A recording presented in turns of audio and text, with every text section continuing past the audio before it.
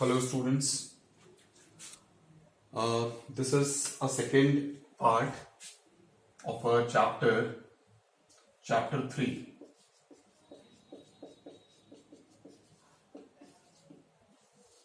Chapter 3.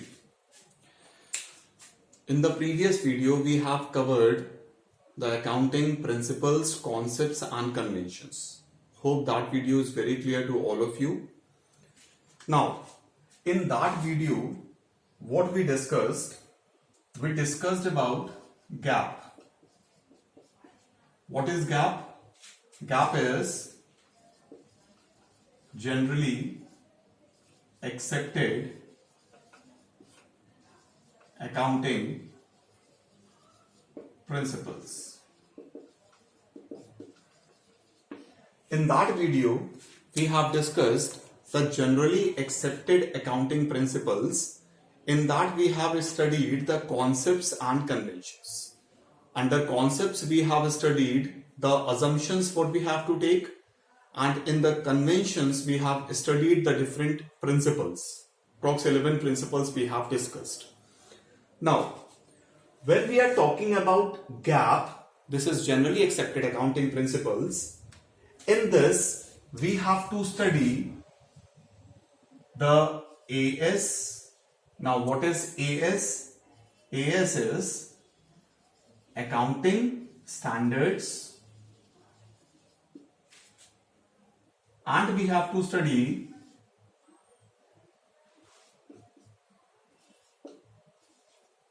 IAS, that is International Accounting Standards.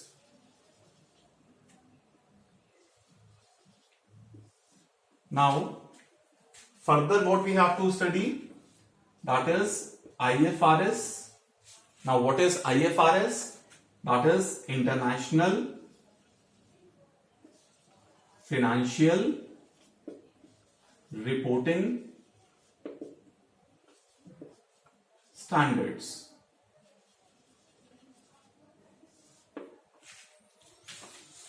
And at last, that is Ind AS. What is this Ind AS? That is Indian Accounting Standards. That is Indian Accounting Standards. अब देखो बच्चों, जब हम gap पढ़ते हैं, generally accepted accounting principles पढ़ते हैं, तो उसमें हमको ये सब भी पढ़ना होता है. ठीक है, आपके 11th क्लास से ये इंट्रोड्यूस हुआ है. आपको हर जगह graduation level, PG level, if some selected to do CA, CS, ICWA, हर जगह आपको ये दिख जाएगा. उसके बाद धीरे धीरे इसका टॉपिक का जो लेवल है ये वास्ट होता जाएगा. अभी आपको सिर्फ एक बेसिक आइडिया लेना है.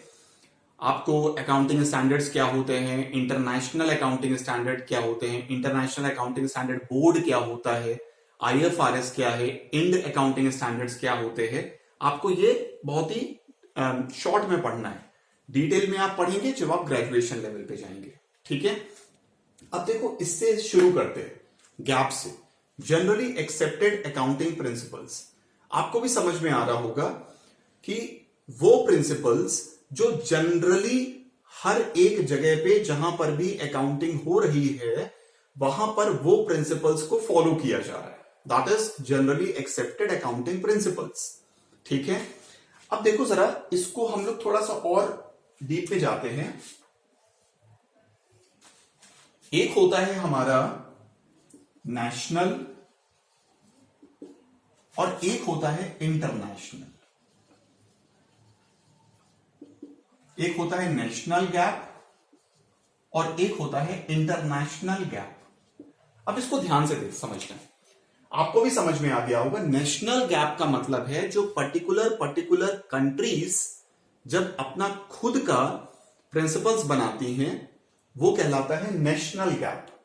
ठीक है, और इंटरनेशनल का मतलब होता है जो अदर कंट्रीज हैं, फॉरेन कंट्रीज हैं, वो जब अपने रूल्स एंड रेगुलेशंस बनाते हैं तो दैट इज इंटरनेशनल गैप. ठीक है, अब सुनना जरा. जनरली जो इंटरनेशनल गैप है इसको कौन फॉलो करते हैं या कौन बनाते हैं? जनरली जो यूके के कंट्रीज हैं एंड यूरोपियन कंट्रीज हैं, जितने यूरोपियन कंट्रीज हैं या यूके की कंट्रीज हैं, वो जनरली इंटरनेशनल गैप को फॉलो करते हैं और इनका जो स्टैंडर्ड है ये इंटरनेशनल अकाउंटिंग स्टैंडर्ड है। ठीक है, इतना समझ में आया कि जो यूके यूरोपियन कंट्रीज हैं वो जनरली इंटरनेशनल अकाउंटिंग स्टैंडर्ड्स को फॉलो करते हैं। ठीक है, और यही बनाते हैं किसके बेस पर?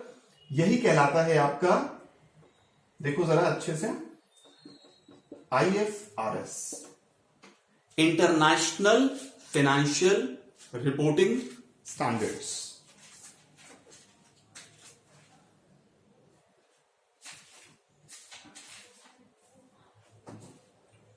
थोड़ा बहुत मैं आपको बुक से भी रिफर करके समझाता जाऊंगा, जिससे आपको थोड़ा थोड़ा क्लियर भी होता जाए, जिससे हमें आगे चल के कोई प्रॉब्लम नहीं हो।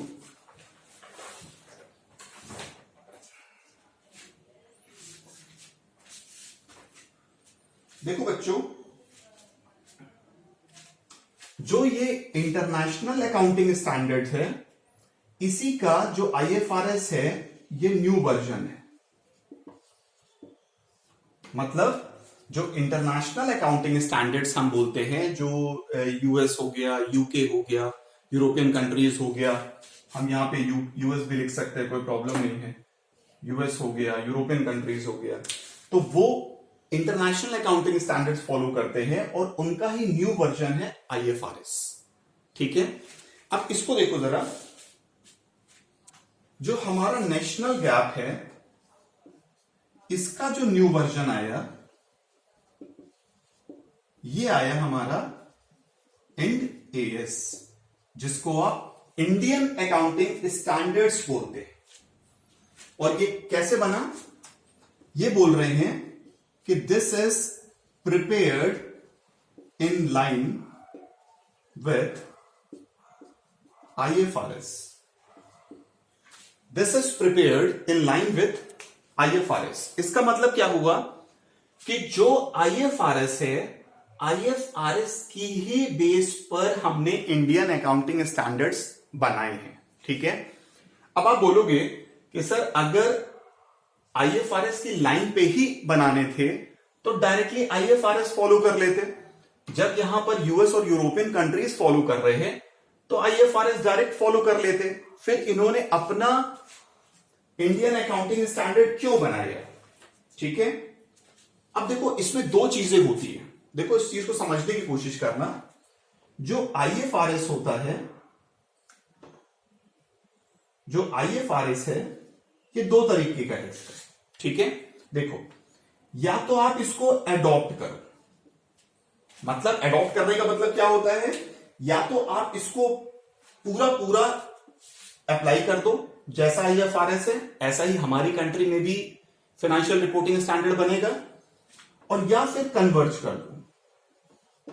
अब कन्वर्ज करने का मतलब क्या है, हम इसके बेस पर अपने कंट्री के लिए सुटेबिलिटी देख करके हम इसमें थोड़े बहुत चेंजेस करके अपना खुद का अकाउंटिंग स्टैंडर्ड बनाएंगे।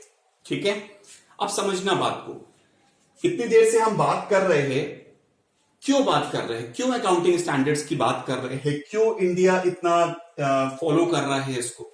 देखो, जो हमारी इकोनॉमी है ये इकोनॉमी चलती है फंड पे। ठीक है, अगर फंड नहीं होंगे तो इकोनॉमी नहीं चल पाएगी। जनरली हर एक कंट्री ये सोचता है कि फॉरेन इन्वेस्टर्स को हम अट्रैक्ट करें अपनी कंट्री में, जिससे हमारे पास फॉरेन इन्वेस्टमेंट हो। ठीक है, अब जब भी फॉरेनर इंटरेस्टेड होगा हमारे कंपनी में या इंडिया में इन्वेस्ट करने के लिए, तो वो सबसे पहले अकाउंटिंग बुक्स देखता है। ठीक है, अब अगर उसको वो अकाउंटिंग बुक्स या अकाउंटिंग समझ में नहीं आई तो वो बोलेगा कि मुझे तो अकाउंटिंग ही समझ में नहीं आता आपके कंट्री का, तो मैं इन्वेस्ट कैसे करूं। ये बहुत बड़ा पॉइंट आता है। ठीक है, आप खुद सोचो, अगर कोई इन्वेस्टर है और इन्वेस्टर को समझ में नहीं आ रही है इकोनॉमी या उसकी अकाउंटिंग नहीं समझ में आ रही है, तो क्या वो इन्वेस्ट करेगा? जिस आइटम को, जिस कंटेंट को हम एज अ लाइबिलिटी मानते हैं, फॉरेन कंट्रीज में उसको एज अ एक्सपेंस मान लेते हैं। जिस आइटम को हम अपना एसेट मानते हैं, फॉरेन कंट्री में वो उसको इनकम मान लेते हैं। क्लियर है? तो इस तरह से बहुत वेरिएशंस हो जाते हैं। तो इसीलिए फॉरेन इन्वेस्टर कभी भी अट्रैक्ट नहीं होगा। इसीलिए वो कंट्रीज जिन्होंने खुद के अकाउंटिंग स्टैंडर्ड्स को बनाया है, वो ये सोचते हैं कि कुछ इस तरीके का प्लेटफॉर्म मिले, कुछ एक यूनिवर्सल प्लेटफॉर्म मिले, जहां पर हम सभी की अकाउंटिंग कहीं ना कहीं एक जैसी हो जाए। क्लियर है? अब समझना, नॉर्मली जितनी भी हमारी अकाउंटिंग होती है, वो अकाउंटिंग आप देखना बहुत हद तक यूके बेस्ड होती है। बहुत हद तक हमारी अकाउंटिंग यूके पे बेस्ड होती है। जैसा यूके कर रहा है वैसा ही हम करते हैं अकाउंटिंग। ऐसा क्यों है? ऐसा इसलिए है कि ब्रिटिशर्स ने 200 इयर्स तक यहां पर रूल किया था इंडिया में। इसीलिए आज भी हम उनको फॉलो करते हैं। जैसे उनके अकाउंटिंग स्टैंडर्ड्स होंगे, वैसे ही हमारे अकाउंटिंग स्टैंडर्ड्स होंगे। अभी अभी हम बात कर चुके हैं कि जितनी भी यूरोपियन कंट्रीज हैं, वो सब आईएफआरएस फॉलो कर रही हैं। और अगर आईएफआरएस वो फॉलो कर रहे हैं, तो हम भी आईएफआरएस फॉलो करते हैं। लेकिन हां, बस हम नाम चेंज कर रहे हैं। हम इंडियन अकाउंटिंग स्टैंडर्ड्स उसको बोल रहे हैं, और आईएफआरएस के लाइन पर ही देखिए क्या लिखा है यहां पे, prepared in line with IFRS. मतलब जो इंडियन अकाउंटिंग स्टैंडर्ड आपने बनाया है, ये आईएफआरएस की लाइन पर ही बना गया है। आईएफआरएस के बेस पर ही हमने अपना अकाउंटिंग स्टैंडर्ड्स बनाए हैं। ठीक है? देखो, क्लियर है? कंट्रीज फ्री हैं, जैसे इंडिया फ्री है, या तो वो चाहे तो एडॉप्ट कर ले आईएफआरएस को, या तो वो चाहे तो एडॉप्ट कर ले। एडॉप्ट करने का मतलब है हम कोई चेंज नहीं करेंगे आईएफआरएस में। जैसा आईएफआरएस बना हुआ है, इंटरनेशनल फाइनेंशियल रिपोर्टिंग स्टैंडर्ड, जैसा कहता है हम वैसे ही अपनी अकाउंटिंग करेंगे। That is adoption. एडॉप्ट कर लिया। कन्वर्ज का मतलब क्या होता है? कन्वर्ज का क्या मतलब है कि जो आईएफआरएस के सेट रूल्स एंड प्रिंसिपल्स हैं, उसमें हम कुछ चेंजेस करके हम अपने कंट्री का अकाउंटिंग स्टैंडर्ड बनाएंगे, जो इंडिया ने किया, और इंडिया ने बना दिया Indian accounting standards in line with IFRS. ठीक है? यहां तक सभी बच्चों को ये पूरे पॉइंट्स क्लियर हैं? देख लो एक बार, पूरे पॉइंट्स क्लियर हैं? अब थोड़ा सा मैं आपको बुक में, ये तो मैंने एक ओवरव्यू दिया आपको, थोड़ा बुकिश ये करवा देता हूं। देखिए, अकाउंटिंग स्टैंडर्ड्स क्या होते हैं? Accounting standards are a set of guidelines, generally accepted accounting principles that are followed for preparation and presentation of financial statement। जब आप फाइनेंशियल स्टेटमेंट की बात करते हैं, तो आप बात करते हैं ट्रेडिंग की, पीएनएल की, बैलेंस शीट की, कैसे शो होगा, क्या करेंगे, कैसे प्रेजेंट करेंगे, कहां पर एसेट्स आएंगे, कहां लायबिलिटीज के आइटम आएंगे, कहां पर हमको किस आइटम्स को इनकम कंसिडर करना है, किसको एक्सपेंस कंसिडर करना है। तो ये सब कौन बताएगा आपको? अकाउंटिंग स्टैंडर्ड्स बताते हैं। ठीक है? अगर आप जैसे बुक को ही रिफर कर रहा हूं, तो आप भी बुक से भी देखते रहना। जो नेचर है अकाउंटिंग स्टैंडर्ड्स के, देखिए जरा। अकाउंटिंग फर्स्ट है, accounting standards are guidelines. Accounting standard क्या है? एक गाइडलाइन है, जिसके बेस पर आपको अपनी अकाउंटिंग करनी है। Second, the objective of setting accounting standard is to bring uniformity in accounting practices. Uniform, सबका एक जैसा होना चाहिए, ऐसा नहीं है कि चेंजेस होंगे। To ensure transparency, consistency and comparability. Transparent होंगे, सबके एक जैसे होंगे, कोई प्रॉब्लम नहीं आएगा। कंसिस्टेंटली वो उस चीज को फॉलो करेंगे और आप कंपेयर कर सकते हैं। Third, accounting standard are prepared keeping in view the business environment and laws of the country. मतलब जो हमारे कंट्री का बिजनेस एनवायरमेंट है, जो हमारे कंट्रीज के लॉज, रूल्स एंड रेगुलेशंस हैं, उसके बेस पर हम अकाउंटिंग स्टैंडर्ड्स बनाते हैं, जिसको बार बार हम कह रहे हैं Indian accounting standards. Accounting standards are mandatory in nature. अब आप बोलोगे mandatory means compulsory, that is by law. ठीक है? मतलब इंडियन अकाउंटिंग स्टैंडर्ड्स को फॉलो करना मैंडेटरी है। अब इसमें मैं आपको कुछ चीजें बताऊंगा कि 2015 में इंडियन अकाउंटिंग स्टैंडर्ड, फरवरी 2015 में Indian accounting standard means apply किया गया था। किन कंपनीज के लिए ऑप्शनल है, वॉलंटरी है इंडियन अकाउंटिंग स्टैंडर्ड फॉलो करना, किन कंपनीज के लिए मैंडेटरी है कि आपको फॉलो करना ही करना है, ठीक है। मतलब कंपनीज टू कंपनीज वो डिफर करता है। कंपनीज इंडियन अकाउंटिंग स्टैंडर्ड्स भी फॉलो कर भी सकते हैं, नहीं भी कर सकते। अब ये देखना है कि वो कंपनी का नेचर कैसा है। कुछ क्राइटेरिया है, ये मेंशन है कंपनीज एक्ट 2013 में कि कौन सी कंपनीज को वॉलेंट्री है।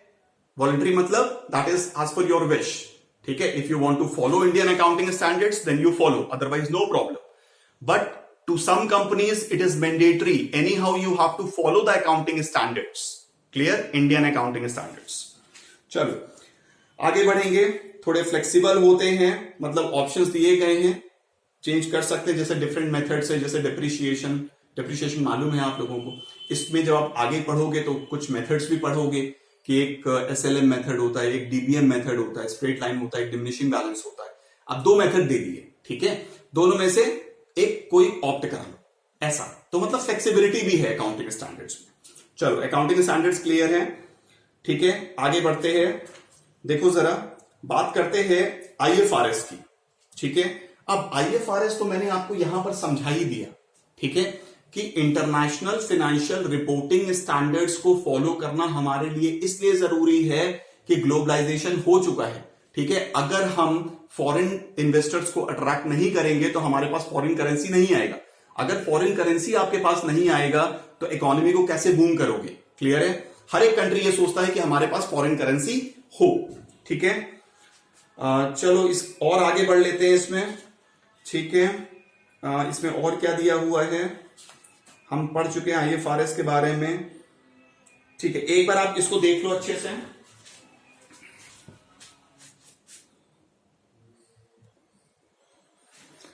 ठीक है बच्चों, तो अभी तक हमने यहां तक कवर कर लिया। अब आप बुक में देखोगे तो आगे क्या है आपका, एक बार meaning of Indian accounting standards वैसे मैं आपको बहुत बता चुका हूं, लेकिन फिर भी मैं पढ़ के सुना देता हूं। Indian accounting standards are a set of accounting standards. अब हम सब जानते हैं कि जो अकाउंटिंग स्टैंडर्ड्स है उसके सेट ही होंगे पूरे, ठीक है। अभी तक कितने इंड AS आ चुके हैं? 40 आ चुके हैं, ठीक है अभी तक। चलो आगे बढ़ो। Set of accounting standards notified under the companies act 2013। कोई आपसे पूछता है कि ये इंडियन अकाउंटिंग स्टैंडर्ड्स कौन ने दिया हुआ है, किसने क्या किया हुआ है, तो आप बोलना it is mentioned under companies act 2013। Clear? That converge with, आ गया word, that converge with international financial reporting standard. सबको क्लियर हो गया होगा ये, ठीक है। मतलब जो IFRS है, हम इंडिया ने क्या किया? कन्वर्ज किया। इंडिया ने क्या एडॉप्ट किया? अगर 1 मार्क्स के ऑब्जेक्टिव टाइप क्वेश्चंस आते हैं तो भी ध्यान रखना, ठीक है, कि India adopted accounting standards? No, India converge in line with IFRS, then it makes Indian accounting standards. How many accounting standards till date? How many accounting standards, Indian accounting standard Ind AS are there? You have to say 40 Ind AS are there, right, till date. Now आगे बढ़ते हैं। तो अभी तक आप लोगों को ये क्लियर हो गया होगा। अब आपको एक चीज और बता देता हूं, ठीक है। मैं आपसे अभी बोल रहा था कि कुछ कंपनीज के लिए दैट इज कंपल्सरी। देखिए जरा, यहीं पे लिख देता हूं, यही देख लो, ठीक है। ऐसे एरो बना के लिख रहा हूं, ठीक है। एक है आपका वॉलेंटरी और एक है मैंडेटरी। बहुत ध्यान से देखना। वॉलेंटरी का मतलब है एज पर विश, मैंडेटरी का मतलब है कंपल्सरी। मैंडेटरी का मतलब है कंपल्सरी। अब वॉलेंटरी एज पर विश का मतलब क्या है? वो कंपनीज जिन पे प्रेशर नहीं है, जो फ्री है इंडियन अकाउंटिंग स्टैंडर्ड फॉलो करने के, आप इनकी बात करो जिन पे कंपल्सरी है। अब पहला, वो कंपनीज जो स्टॉक एक्सचेंज में लिस्टेड है, ठीक है। यहां लिख दूं अच्छे से लिख देता हूं यहां पे, देखो जरा, Ind AS, ठीक है, वॉलेंट्री मैंडेटरी, ठीक है। वॉलेंट्री का मतलब क्या हुआ? As per the wish. Mandatory का मतलब कंपलसरी। अब किन कंपनीज के लिए कंपलसरी है, किन कंपनीज के लिए कंपलसरी है इंडियन अकाउंटिंग स्टैंडर्ड फॉलो करना? First, if listed in the stock exchange,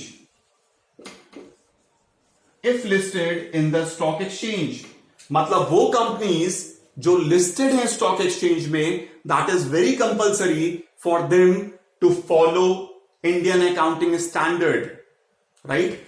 अब कौन सी लिस्टेड होंगी? आपने स्टॉक एक्सचेंज के बारे में सुना होगा, जहां पर शेयर्स की ट्रेडिंग होती है, करेक्ट ना। तो शेयर मार्केट में जिन जिन कंपनीज के शेयर्स आपको दिखते हैं वो सभी कंपनीज लिस्टेड है, ठीक है। आपको लिस्टिंग करानी होती है जब आप कंपनी फॉर्म करते हैं, बहुत सारा प्रोसीजर है, बीएसटी में आप पढ़ेंगे, ठीक है। तो आपको certificate of incorporation, certificate of commencement of business, फिर आप लिस्टिंग करा लेते हैं स्टॉक एक्सचेंज पे, ठीक है। तो अभी हम उस पर नहीं जाते हैं, बीएसटी के टॉपिक पे ज्यादा नहीं जा रहे हैं। कुल मिलाकर के अगर आपका कंपनी लिस्टेड है स्टॉक एक्सचेंज में, तो it is mandatory, you have to follow whatever the accounting standards, Indian accounting standards are there, in total you have to follow. Second point क्या कहता है? अगर आपका 250 करोड़, अगर आपका टर्नओवर 250 करोड़ है, अगर आपका नेटवर्थ 250 करोड़ या उससे ज्यादा है, देखिए जरा, अगर आपका नेटवर्थ, आप बोलते हो नेटवर्थ को कैपिटल बोलते हो, 250 करोड़ है या उससे ज्यादा है, तो आपको compulsorily Indian accounting standard follow करना है, ठीक है। अब इसी का उल्टा कर लो, अगर आप लिस्टेड नहीं हो, आपका टर्नओवर 250 करोड़ नहीं है, तो आपके लिए वॉलंटरी है, आपके ऊपर है, आप इंडियन अकाउंटिंग स्टैंडर्ड फॉलो करना चाहते हैं तो करिए, नहीं तो कोई बात नहीं, ठीक है। चलो अभी हमारा इतना हो गया, मेरे ख्याल से कि चैप्टर हमारा कवर हो चुका है। इसमें अगर कोई भी आपको प्रॉब्लम्स आती हैं इससे रिलेटेड, तो आप मुझे कमेंट में मैसेज कर देना, मैं रिप्लाई करता हूं आपका, ठीक है। तो आज हमारा ये जो चैप्टर 3 का हमारा कौन सा पार्ट था, ये चैप्टर 3 का हमारा है ये पार्ट 2, ठीक है। पार्ट 1 में हम पहले ही पढ़ चुके हैं प्रिंसिपल्स के बारे में, कॉन्सेप्ट्स के बारे में, कन्वेंशंस के बारे में, ठीक है। तो हम ये पढ़ चुके हैं, अब हमारा यहां पर पार्ट 2 कंप्लीट होता है, ठीक है। चलिए, थैंक यू वेरी मच।